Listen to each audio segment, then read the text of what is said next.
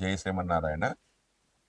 మనం ఇప్పుడు ఈ వీడియోలో ఏప్రిల్ నెల మీనరాశి వారి యొక్క గోచార ఫలితాలు తెలుసుకుందాం. ముందుగా రవి ఫలితాలు. రవి మీనరాశి వారికి జన్మరాశిలోను ఏప్రిల్ 14 నుంచి 30 వరకు ద్వితీయంలోనూ సంచరిస్తూ ఉన్నాడు.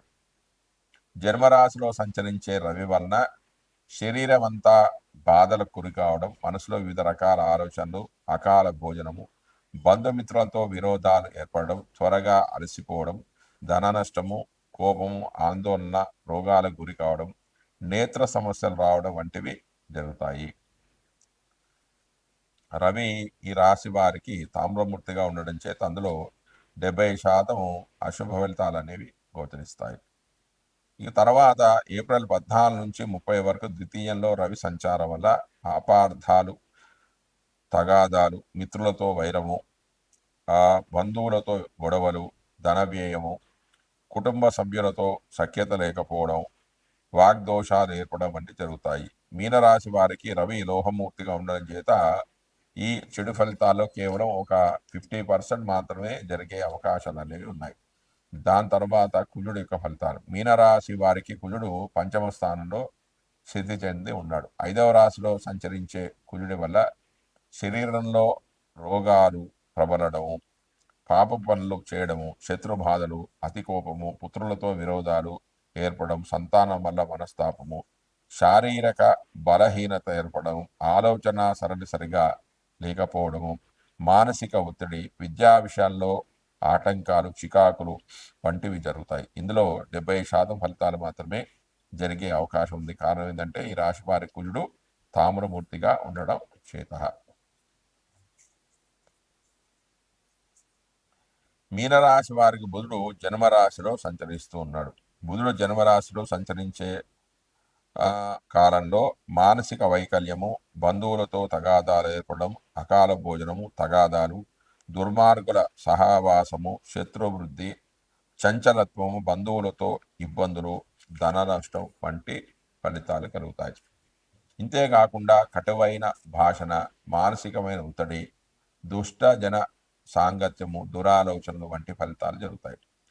ఈ రాశి వారికి బుధుడు లోహమూర్తిగా ఉండడం చేత 20% మాత్రమే చెడు ఫలితాలు జరిగే అవకాశం అనేది ఉంది.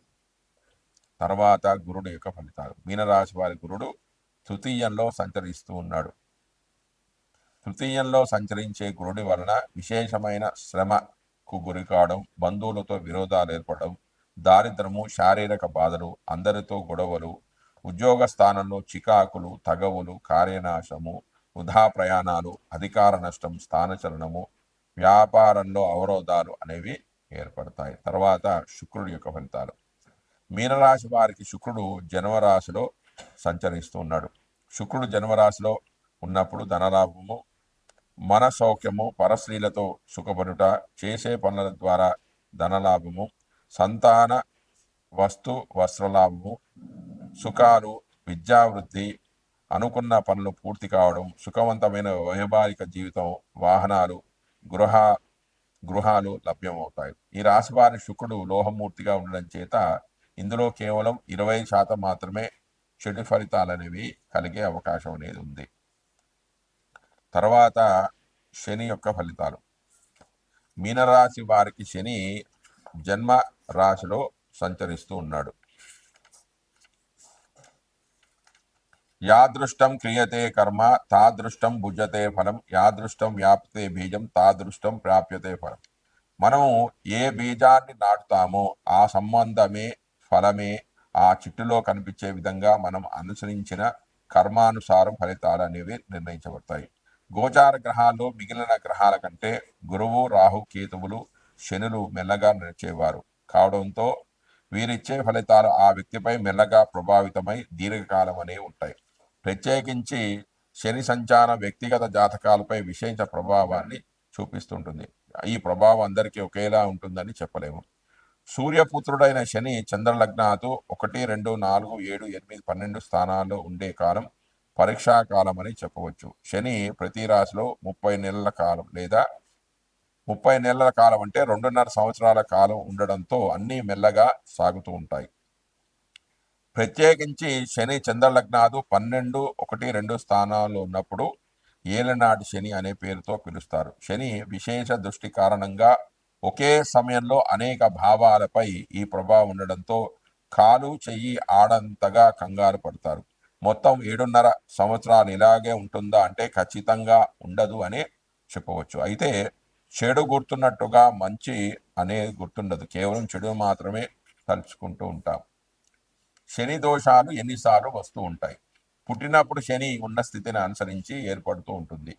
15 సంవత్సరాల లోపు వచ్చినప్పుడు శని ప్రభావం అంతగా ఎక్కువగా ఉండదు అని చెప్పవచ్చు. 15 వేట వస్తే 45, 75 సంవత్సరాల్లో వస్తుంది.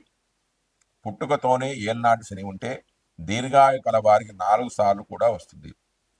ఇలాగే అర్ధాష్టమ, అష్టమ శనులు తిరిగి వస్తుంటాయి. ప్రతిసారి ఈ ఫలితాలు అన్నీ చెడ్డవి కావు, అలాగని మంచివి అని చెప్పవచ్చు. మొదటిసారి వచ్చే దాన్ని మంగు అని, రెండవసారి వస్తే పొంగు అని, మూడవసారి వస్తే కొంగు అని అంటారు. అయితే జన్మరాశిలోనికి మొదటిసారి వస్తే కష్టము, తక్కువ సుఖహీనత, రెండవసారి వస్తే మనోచింత, స్త్రీలకు ధనం, సంతాన లాభం, బంధువైరం ఉంటాయి. మూడవసారి వస్తే బంధునాశనము, విఫలయత్యాలు అనేవి ఉంటాయి. కాబట్టి మీ జన్మరాశిలోకి శని మొదటిసారి వస్తున్నాడా, రెండవసారి వస్తున్నాడా, మూడవసారి వస్తున్నాడా అనేది చూసుకొని ఫలితాలను మీరు బేరీజు వేసుకోవాల్సి ఉంటుంది. దాని తర్వాత రాహు యొక్క ఫలితాలు. మీనరాశి వారికి రాహువు జన్మరాశిలో సంచరిస్తున్నాడు.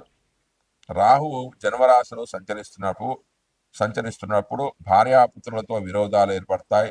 దేశ సంచారం ఉంటుంది. ప్రవాసంలో ఉండడం, రోగ పీడలు, ధనానికి ఇబ్బంది కలగడం, శరీరంపై గాయాలు కలగడం వంటివి జరుగుతాయి. ఇందులో 70% అశుభ ఫలితాలు జరిగే అవకాశం అనేది ఉంది. కారణం ఏంటంటే ఈ రాశి వారికి రాహు తామ్రమూర్తిగా ఉండడం చేత. తర్వాత కేతువు యొక్క ఫలితాలు. మీనరాశి వారి కేతువు 7వ భావంలో సంచరిస్తున్నాడు.